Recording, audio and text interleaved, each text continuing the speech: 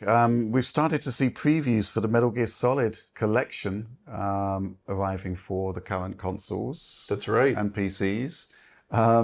Hopes were never high for this one, or I guess hopes were high, but the kind of expectations were low. First previews are in, and meh. It's immediately started coming out that the game is 720p on every platform. The game is 30 frames per second on the Switch, which is to me unacceptable given that, especially Metal Gear Solid 2, that's a 60 FPS game on PS2. It should not be, even the Vita version, which is 30, the interiors are 60. Yeah, right. So it's like seriously. Halfway there. And that was a bummer when that version released. So the fact that we're back here again and the Switch version is bad. So we actually saw the direct feed capture. I got the MP4s of the capture from the Switch version in docked mode. Menus, 1080p 60. Game, we pixel counted it. It's 720p, it's 30 frames per second, which is interesting because after all that stuff went out, Konami released official specs for it. Yep. Saying it was 1080p 60 on every other platform, Switch was 1080p 30. That's not true. That's not true. And it's not like a case of like upscaling here either. Like there's no reconstruction, there's nothing like that. It's just straight 720p. I mean, technically, yeah, when it's docked, the Switch is upscaling it to 1080p, and the menus before the game are 1080p, but the actual game is not 1080p, 100%. Like there's no room for error here. It's just 720p, which leads me to think that they just got the Blue Point version and did whatever they could to basically get it running on other platforms. And that's it. Yeah. I feel like Blue Point would cringe a little bit if they saw what was being done to their baby. What have you done to my boy kind of thing. It's not good. Okay, so we got a comment here from Konami about Metal Gear Solid, the original game. This one's from Video Games Chronicle. It seems to be actually their hands-on preview. Their writer said it arrives virtually unchanged, as this is an emulated version of the 1998 game, lacking widescreen display or up-resing, which may come as a disappointment for players hoping to play MGS1 on their 4K TVs. That was always going to be a tricky one, right? Short of doing a full remake. So, no, there are solutions to this, and they took none of them. So, okay, first of all, if you're going to not touch the graphics at all, they should offer a clean nearest neighbor upscale to the output resolution, so you get nice sharp pixels. They didn't do that.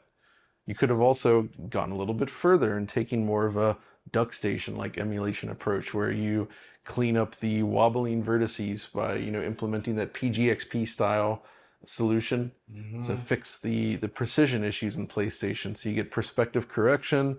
They could have downsampled from a higher resolution to 320 by 240 and made it look better. Wow. There's a lot of different options they could have taken, but what they've done instead is it looks like they're just running a PS1 emulator with the blurriest, nastiest upscale you can imagine, slapping a couple wallpaper borders on it, and they're calling it a day. Wallpaper borders. And it looks terrible. Like it's a bad looking experience to me. Like the footage doesn't look pleasant, and I don't understand why they've taken this approach. Like who looked at that part of the project? Well, that's a surprisingly measured response. I was expecting a table flipping scenario. It's borderline. A little table. I mean, it's a small table. It's not worth it. When I see stuff like this, I'm like, and they say, "Oh, but the budget." It's like, no, this is not a budget thing. That is not a budget thing.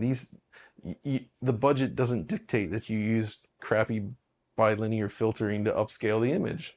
Right? That is a simple setting. It's like Metal Gear Solid 2, or Metal Gear Solid 1 and 2 are both games that are so famous and so popular and have sold so much that they surely would deserve a little bit more reverential treatment. That's the thing. Like, someone who will take it, do something loving with it, that the fans will enjoy, and also, because we're in a technical medium where you don't just have to, we don't have to George Lucas the games, right, over time, but you can at least bring them up to technical quality standards, like you're saying, like the DuckStation approach, get rid of the textual warbling and all these things. But no, this is just as it was back then, but technically in a worse place. Worse. I mean, I don't know what the performance is going to be like, but it looks fine. If it's emulated, you'll technically have like greater input latency tech a PS1 version, right? Probably, Yeah, but but, it's you know, not, it's like- that's not a big thing. it's- It's just the way they're presenting the image is the worst possible solution, and it's not doing it justice. Yeah. It's not a good way to play it from what I've seen. And Well, the only version that I could argue might be okay is Metal Gear Solid 3 on Switch, I guess, in terms of like, that was also a 30 FPS game originally with slowdown. but it was 60 on the Xbox 360, right? And the PS Triple. Yep. And, you know, I'm suspecting these are probably just basic 360 ports. And now I haven't actually seen direct capture footage of the other versions of this game yet, so I haven't done pixel counts to say if they're 720p. But Right. we will do that. Yeah. But I have a feeling they're probably Well, even 720p. 1080p is an insult to the performance newer of machines. even the Series S, right? You know. And it's clearly not a performance thing. Whatever Right. it is. Yeah. Okay. Well, you know, I guess expectations are now even lower for this one. They put up the statement, so maybe the launch version will fix it. If they actually hit 1080p, then we can say they did exactly what they promised in So the they specs. said. If it's still 720p though, Tables beware. well, either they don't know the specs themselves, or they just basically didn't tell the truth, Okay. Also not a good thing. which is not good. So we'll see.